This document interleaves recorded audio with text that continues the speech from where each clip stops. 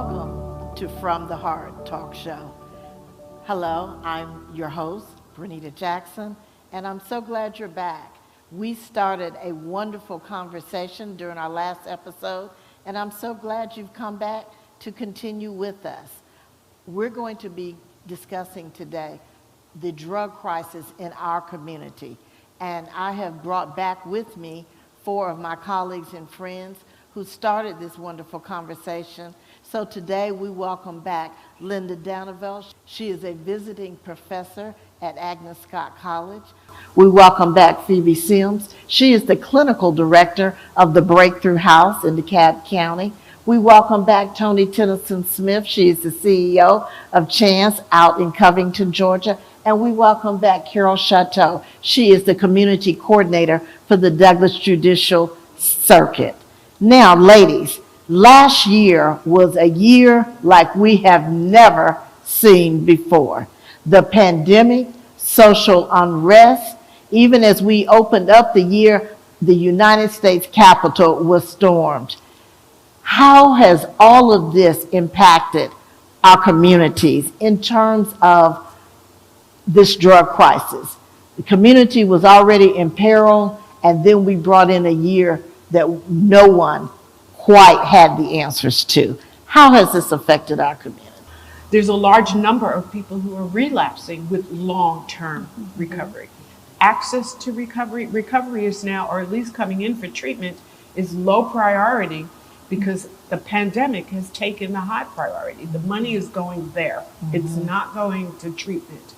Treatment is secondary or even third on the list, if at all on the list. Absolutely. So we know that we're having a major problem. Next year, we're going to see a lot of people in trouble. Absolutely.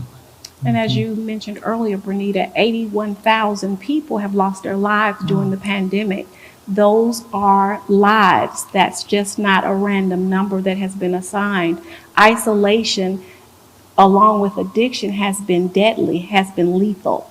So the pandemic has had a great effect, as Linda said, on those that had long-term recovery, 30 and so years, but the ones that were just getting into recovery, and it snatched the support system right from underneath them. And we are relational beings. We need each other. We need to connect. And during this time, the pandemic exacerbated mental illness as well as addiction. Yes. Absolutely. We know that mental health numbers have gone up. The system wasn't even prepared to address all of those numbers. And for women especially, we know that it takes a smaller amount of substance for a smaller length of time for a woman to be addicted. We know that for women with children, if mom is in an addicted state, then the entire family has been part of her disease. So as we look at this pandemic, what in terms of our children, how have they been affected?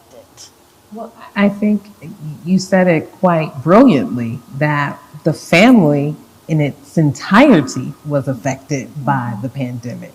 Mom lost her job, or dad lost his job, so that put the entire family structure into unrest. How are we going to just meet our basic survival needs? And then the school system shut down, where if I didn't have food at home, I could at least go and get breakfast and lunch at school. I'm now at home in an environment where someone in that system may be addicted, right? And that reward for them to get addicted is more important than taking care of the family's basic needs. So you've seen an increase in anxieties and in depression. And with that increase, you also see an increase on the addiction side, because I need to suppress, I need to self-medicate, I need to get these monkeys off my back.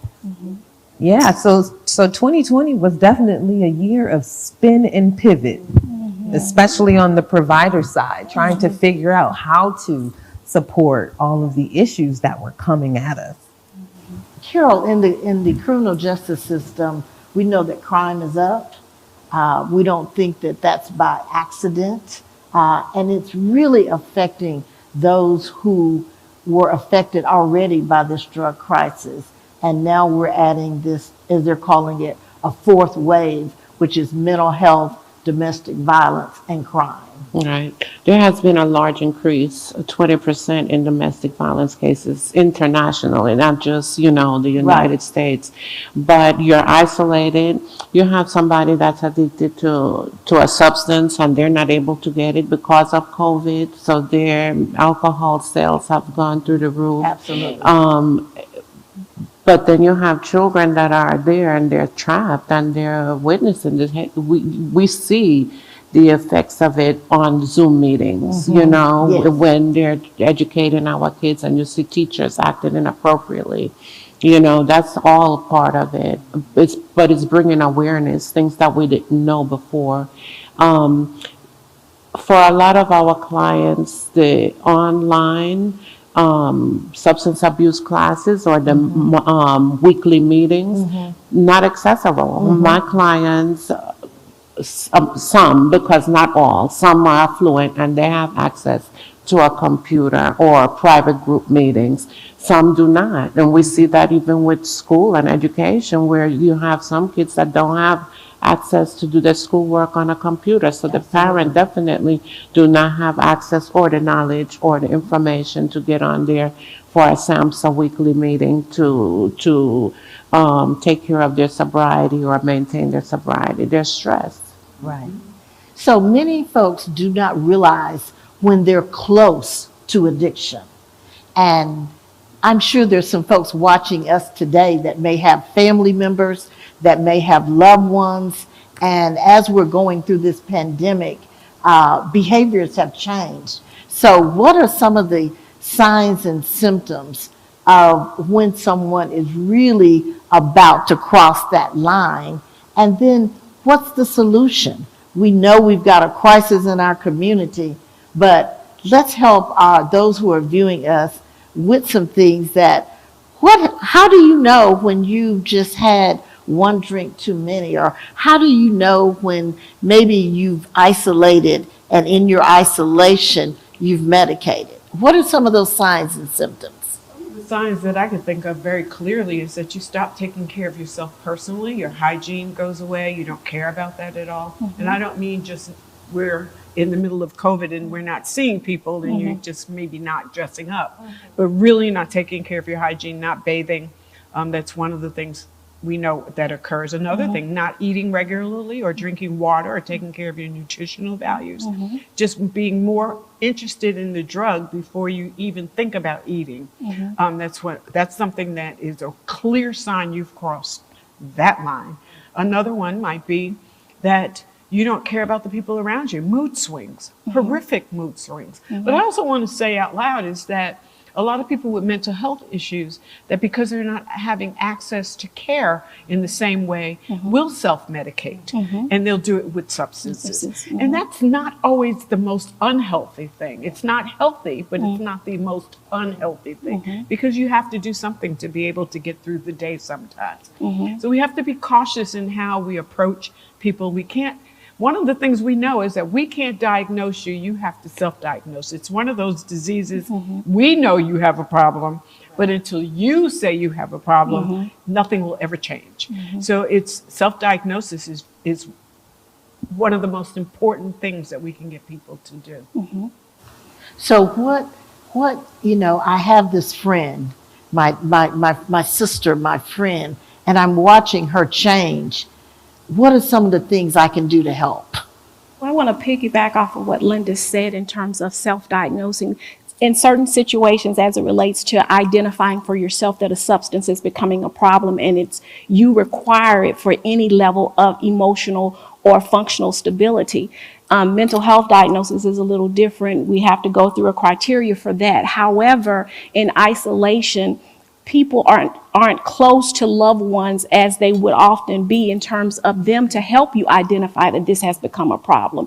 Usually in becoming aware that your substance use is causing problems in your interaction with others, your job, your daily function, and people that are around you start to let you know that. And that's why it's become a major problem during the pandemic. The isolation, people don't see each other as much, but that is a part of it, that those that are around you are saying, you know, things are not as they should be, and you're having problems at work, and you're sleeping too much or not sleeping at all, or you're mounting up DUIs and you're having accidents and so on and so forth. You're having a problem with your wife, you're having a problem with the children, you're having a problem with your friends. So these are methods of identifying that this is becoming a problem. Yes, over a period of time, substances as well as the trauma that sets in, people used to feel normal or not to feel at all. And so when, as Linda was saying, sometimes telling them not to use is not always what we're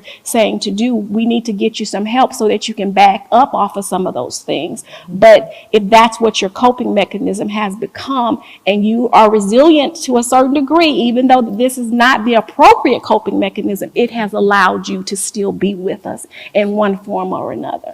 Right.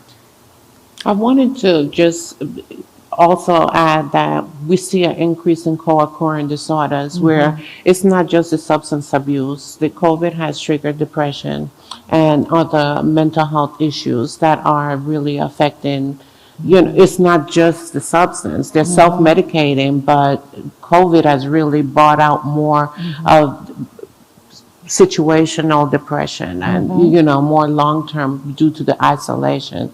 So you're seeing more dual diagnosis. Absolutely. Absolutely.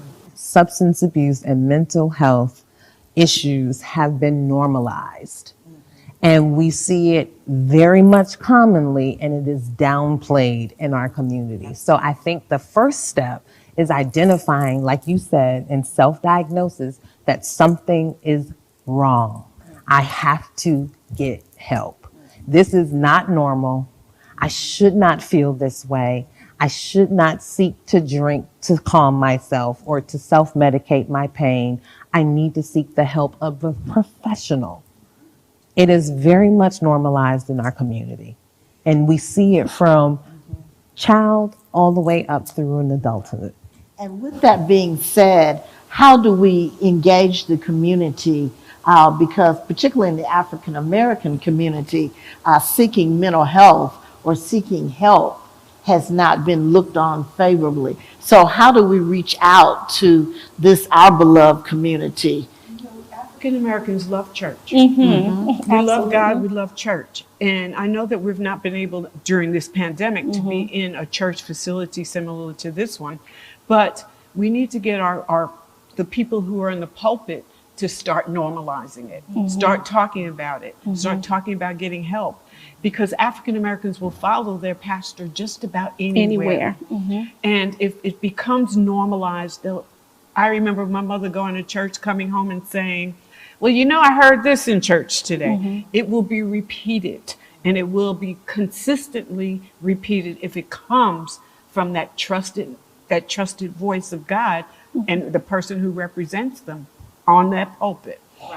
A lot of churches have incorporated within their leadership counseling services. People feel less stigmatized if I'm going to talk to one of the ministers or if I'm going to talk to the pastor. So they will come to the church for the initial help. And then it's, as Linda was saying, it's the pastor's responsibility through the training of his parishioners that help is available. And we all go through seasons in our life that we need someone to talk to.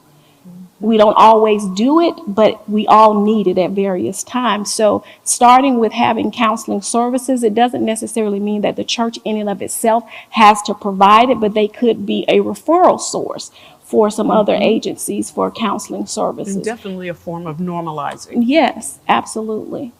We can just go ahead and eradicate what goes on in my house stays in my house. Right. Can we stop that? Yeah, exactly. Oh, yes. Because that has stopped a lot of people from going out and seeking help. You know, when I came up, that was the mantra. What happened in my house stayed in my house. And I can remember coming home to locked doors. And there are no locked doors in my house. I have PTSD, I will say.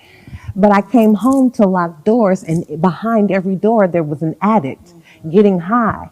And all I can remember is my grandmother saying, sit at that table. I don't care what's happening behind those closed doors. you do your homework. You make it happen. You make it up out of here. So if it was not for her, she would not be sitting here today. But it was that what goes on here stays on here. We were not allowed to speak out and reach out for help. That was not it. You also put up a very good Good point. point. The grandmothers are not there the way they were before. That the grandmothers saved a lot of families because they were not part of that addictive normalization. But we've now gotten to the point where the grandmothers feel it's okay. And we need to get to a point where we educate the grandmothers. Actually, there was a study that if we can get teenage girls to understand something, grandmothers will follow what teenage girls do, and then the mother will come behind it. They did that with breast cancer awareness. If we can do it with breast cancer awareness, we can do it with just about anything. So we need to get teenage girls who, in fact, in the African American community, teenage girls don't engage initially. We can keep educating that community. They can educate grandma. Maybe we can get the grandmas back. Grandmas were the glue to our family. And if we can get those matriarchs back, then the village comes with it. And so it's interesting that you should say, even in our faith organizations, how do we move that forward? You know, because oftentimes in our history, we were taught you just need to pray a little harder, you need to read a little more, and all of that will be resolved. We know that we do serve a God of healing, but he has given us all of these things at our disposal. So how do we engage our faith communities to engage in resources that will move our communities forward? I remember there was a sermon that turned my life around. I went to church because I'm Catholic and that's kind of what we do. And Monday morning, let's go to church. And so I was in church, and the priest himself was saying how he envied his brother because his brother had a freedom that they talked about in the Bible that he wanted to have. He said, because my brother was addicted to drugs and now he's clean, and he will know a freedom that I will never have because he was enslaved and now he is free. So he used actually Moses, the biblical verse from Moses, as a way of educating freedom. So we need to understand that there was a path. And when he said that, it rang a bell for me that, yeah, I am enslaved and I do want to be free. So if it can be utilized, the Bible has everything that we need in it. Absolutely. And that one Bible verse was enough to free me. And another thing, we overcome by the words of our testimony. The churches, the larger churches, or even the small ones, just as Linda sat here and told her 30-year story, there are many people that sit in the pews that are in long-term recovery or short-term recovery. Sometimes the pastors can allow them to come and tell their stories. And then others will come forth too and feel this is a place of support. This is a place of acceptance. And that is one thing. And Tony said something too when she spoke of her grandmother. It only takes one. Yes. It only takes one. Yes. If we have one person in our lives that believes in us, one person that gives us hope, one person that says that you can do it in spite of, that's all it takes. And there are many churches that have that. opened the door for meetings to occur. There are AA meetings and NA meetings in almost every church, and I know in New York City. I don't know so much in Atlanta, but they do have them, and they open up the doors, but they separate them. They don't allow the community to even know they're there. Because the society has a very, going back to stigma, that addicts are homeless. They're, just by the side of the road. They live in horrible housing conditions.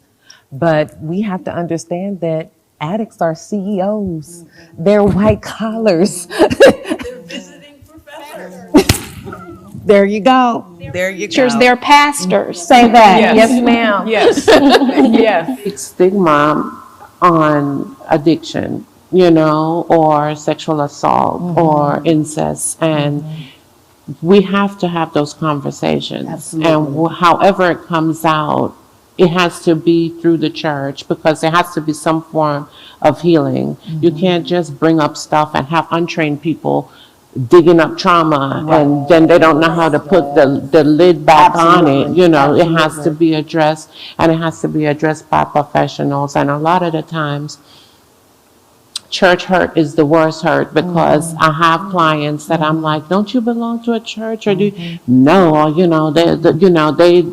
they outright refuse. They have been traumatized by the church, and not acceptance, or their information revealed, or they're the scandal of the week, or and it's unfortunate, but we have to have those conversations. Absolutely. And the doors have to be open to receive, and to make sure we have the resources to get to the community.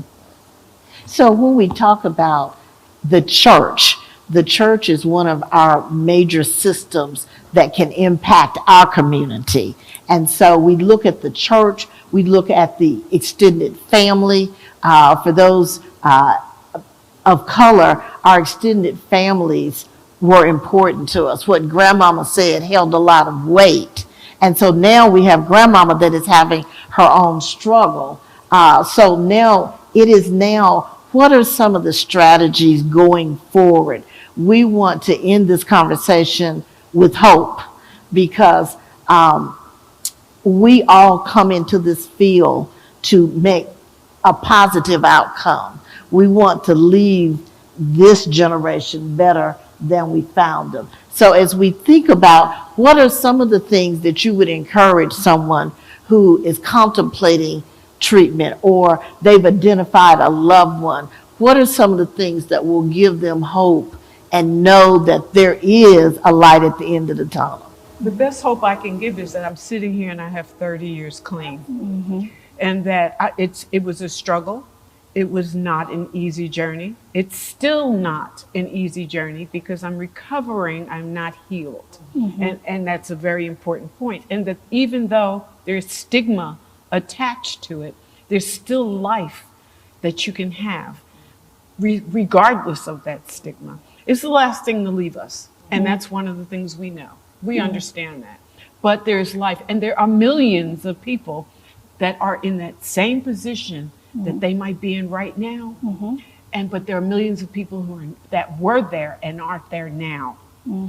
There is hope. There is healing that can occur. All you have to do is seek it out. All you have to do is make that first step, seek it out. And within the church, I'll go back to that again. This is a great and awesome platform that this church is doing, so that people do know that resources are available, and it is giving hope. So the more that these type things are done, pamphlets can be made, a hotline for the church, or back in the day, there used to be a place in the vestibule that you put cards saying that you needed assistance for various things. Those are resources that could be made available in that platform as well, so that people know that help is available. And as Carol was saying, that certain people need professional clinical services. The church does not have to be all things, but it can be a storehouse of resources.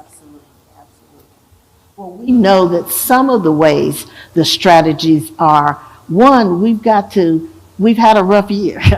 2020 was like no other. So we need to give ourselves a bit of a break, and we need to feel what we're feeling, and then begin to identify if that is something that we need help with. And it is strength in identifying that, and not only helping yourself, but also helping others get to appropriate means. Getting enough rest. During the pandemic, we all gained a few pounds. And so some of us did not realize that was because of isolation. So you were home, you didn't have to go to work, you weren't going to church, and you just kind of kept circling back through that kitchen. But eventually it became a pattern, and you needed to do that one time too many. And so that's kind of the beginning of how our mental health can get altered. We know that when we alter our brain, we have to then do some things to begin to build the brain back up. So as we prepare to close, ladies, give me what you would give someone that is saying, I'm struggling. What would you say to them? How would you encourage them? I would encourage them to, by number one, giving them resources and asking. I need to know the family dynamic, because if you need help, then your kids need help, then, you know, your husband might need a support, you know, so you have to find out more. You have to ask about the family, to treat it as a whole unit, not just that one individual. Absolutely. You know, and because I could give you resources to help you, but you may not even have somebody to watch your kid for an hour so that you could obtain the resource.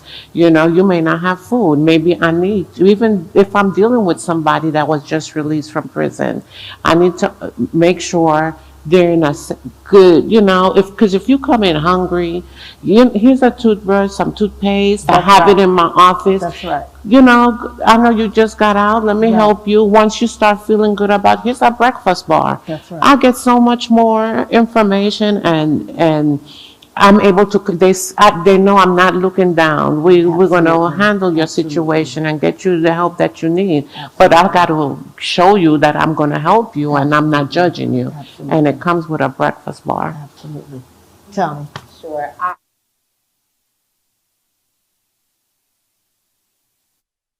And I get it. Anytime a friend or family member comes to me for advice, I always suggest a professional. Absolutely. And I always say, don't go once but twice. Absolutely. Absolutely. Phoebe. Extending compassion, treating that individual the way that I myself would want to be treated, or the way that I would want my children or my mother or my sister or brother to be treated. And then making sure, as Carol was saying, finding out exactly what the need is. It's not a one-stop shop, and we need to spend some time. And Linda? I think that you said it marvelously. I can't say it any better. A toothbrush and some toothpaste and a breakfast bar, compassion, and without judgment is the way to go. Well, thank you all, ladies. This was certainly, we came to the table. Thank you all for being so candid and sharing. And so I hope that there's someone listening. Please share this link, call a friend. If this is their issue or this has been their struggle, suggest that they come back and view this. After we're off the air, there will be some resources that will be online that will help you connect for your family, for yourself, for someone that is just a friend. We need to become our village again. So thank you again. This is From the Heart. We know out of the heart come all of the issues of life. I'm your host, Bernita Jackson, and we thank you so much. And from our heart, we say good evening.